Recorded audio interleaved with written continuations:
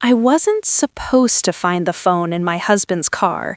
If I hadn't spilled coffee on my lap that morning, if I hadn't pulled into the gas station to clean up, if I hadn't opened the passenger door looking for napkins, I never would have seen it. And maybe my marriage would still be intact. My name is Emily Carter. I'm 32 years old, and until about 8 months ago, I believed I had a pretty normal life.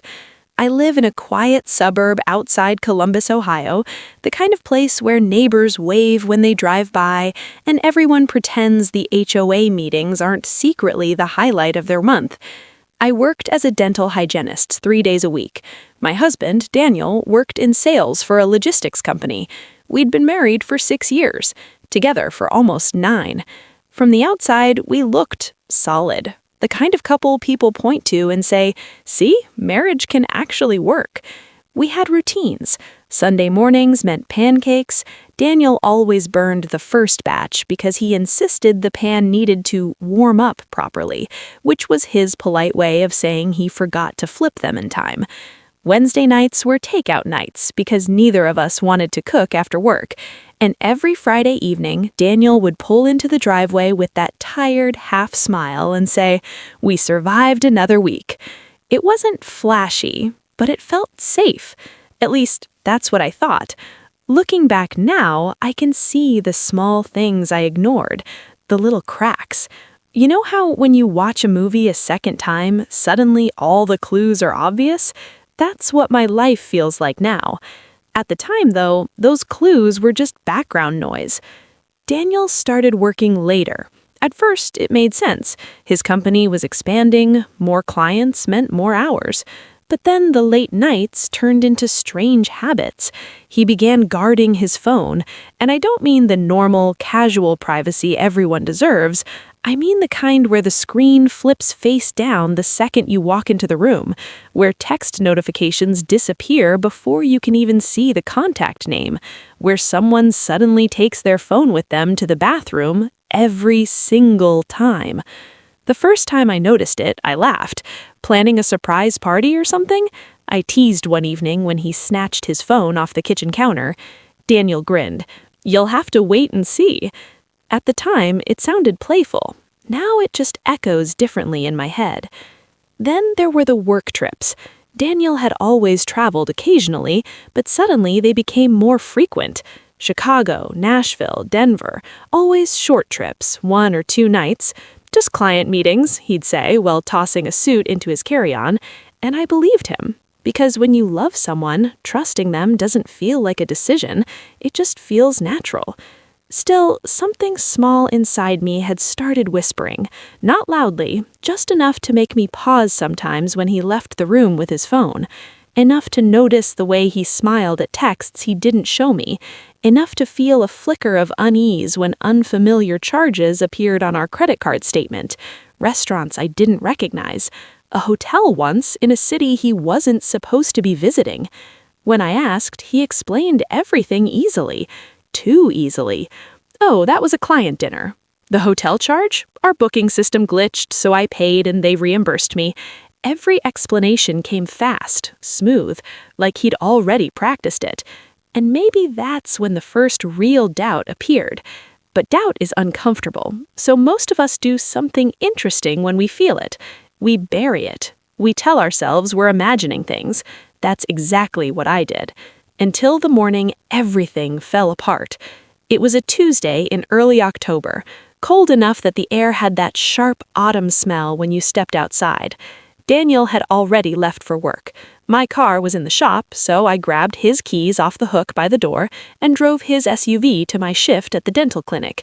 Nothing about that morning felt unusual. Traffic was the usual slow crawl. The radio played the same overplayed songs. I stopped at a gas station halfway to work because I needed coffee, and that's where it happened. I was driving when the lid popped off the cup. Hot coffee splashed straight onto my jeans. I swore, pulled into the nearest gas station, and parked near the side of the building. When I opened the passenger door to grab napkins from the glove compartment, something slid out from underneath the seat.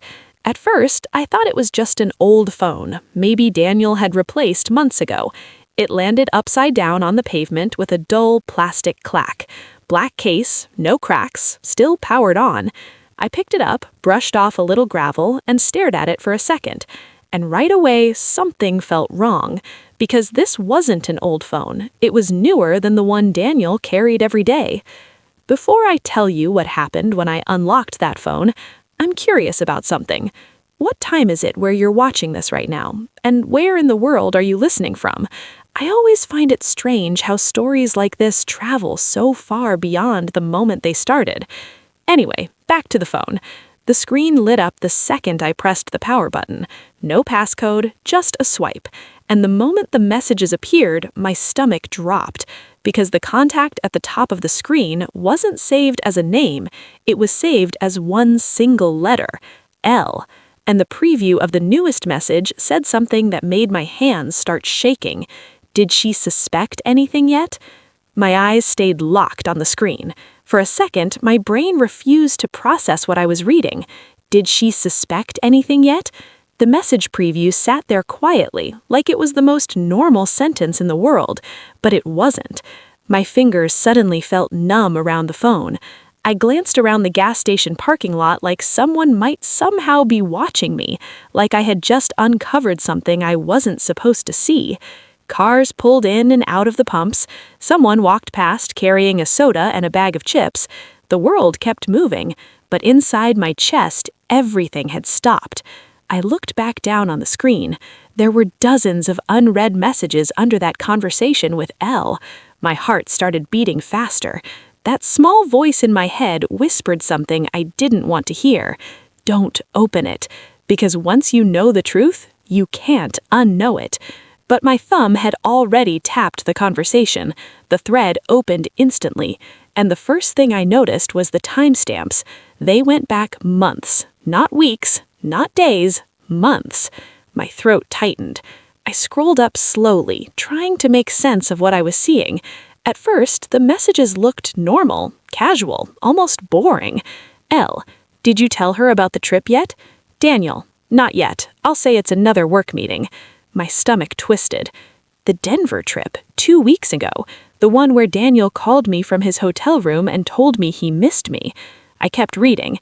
L, you need to be careful. If she finds out before everything is ready, it could ruin the plan. Plan? My pulse started pounding in my ears. Daniel, relax. Emily trusts me completely. Seeing my own name in that conversation felt like someone had punched the air out of my lungs. For a moment, I couldn't breathe. I scrolled further. More messages, more dates, more pieces of something I couldn't fully understand yet. But the tone of the conversation, it wasn't romantic. There were no hearts, no flirting, no I miss you, which somehow made it even stranger. It felt strategic, like two people coordinating something. Then I saw another message from Daniel. Daniel, once the transfer clears, we can move forward. Transfer? My stomach dropped, because suddenly one very specific thought appeared in my mind. Our savings account. Daniel handled most of our finances. He always had. Not because I couldn't, but because he liked being the one to manage it. I remember asking him about it once. He laughed and said, I'm just better with numbers. At the time, it sounded harmless. Now it sounded something else entirely. My fingers moved without thinking. I opened the phone's email app, and that's when I saw it.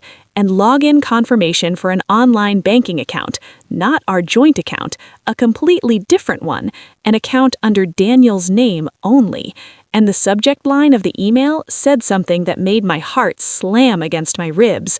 Transfer scheduled, $48,000. $48,000, almost our entire savings. The air left my lungs in a sharp breath. My brain was racing now. The messages, the secret phone, the mysterious plan, and now a massive money transfer. Whatever Daniel was doing, it wasn't just cheating. It was something bigger, something deliberate. And suddenly, one terrifying possibility began to form in my mind. What if this whole thing was about leaving me, not just emotionally, but financially too? Before I could think further, the phone vibrated in my hand. A new message appeared in the thread with L. My heart jumped. L, Good, once she signs the refinance paperwork, everything will be set. My stomach dropped so hard it felt like the ground disappeared beneath me. Refinance paperwork. The documents Daniel asked me to sign last week, the ones he said were just to get us a better mortgage rate. I had signed them without even reading the full details, because why wouldn't I trust my own husband? My chest tightened as the reality started to settle. This wasn't just betrayal, this was a setup, and I had just helped complete it. I stared at the phone for a long time, trying to slow my breathing, trying to think, trying to understand what my next move should be, because one thing had suddenly become very clear. Daniel believed I had no idea what was happening, which meant, for the moment, I had the advantage. And for the first time since reading those messages, a different kind of thought appeared in my mind, not panic.